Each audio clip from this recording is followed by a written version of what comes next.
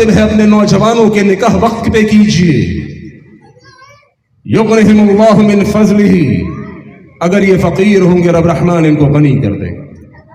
वादा किसका है? अल्लाह रब्बुल आलमीन का वादा है, जिसके वादे कभी झूठे नहीं हुआ करते।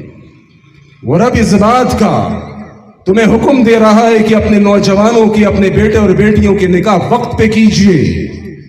ये फकीर और गरीब होंगे, रब रहमान इनको गनी कर देगा, अल्लाह इनको अमीर कर देगा। अल्लाह की कसम, एक दो नहीं दर्जनों मिसालें मौजूद हैं। मेरी अपनी शादी हुई आज से कोई 17 साल पहले, 2004 के अंदर।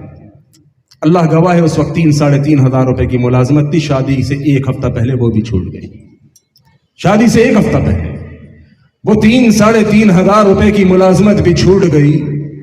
रब के कुरान की आयत के ऊपर यकीन रखते हुए निकाह किया था।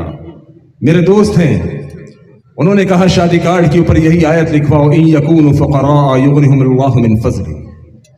शादी कार्ड के ऊपर यही आयत लिखी, रब रहमान से पूरी उम्मीद के साथ कि मेरे अल्लाह तूने वादा किया है अगर ये फकीर होंगे मैं इनको निकाह के बाद गनी कर दूंगा। मेरे मोहतरम भाइयों, कोई एक हफ्ता पहले, शादी से पहले जॉब छूट गई, बड़ा परेशान। लेकिन अल्लाह के कुरान पे यकीन था कि मेरे रब का मेरे साथ वादा है। अल्लाह जानता है, कुछ अरसा गुजरा, हालात बेहतरी की तरफ चले गए। अल्लाह ने बढ़ा दिया, हालात बेहतर हुए। 6 साल के बाद दूसरा निकाह कर लिया, दूसरा निकाह किया। अल्लाह जानता है हालात और बेहतर हो गए, हालात और बेहतर हुए। मैंने कहा कि एक और सुन्नत पर अमल कर लिया जाए। चुनाचा डॉक्टर साहब तीसरी कर ली, तीसरी कर ली।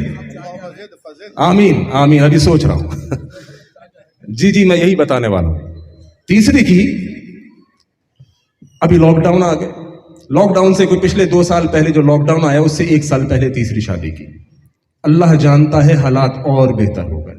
पूरे पाकिस्तान के अंदर अल्लाह की तौफीक से मेरा कारोबार बढ़ता चला गया, ब्रांचें बढ़ती चली गई।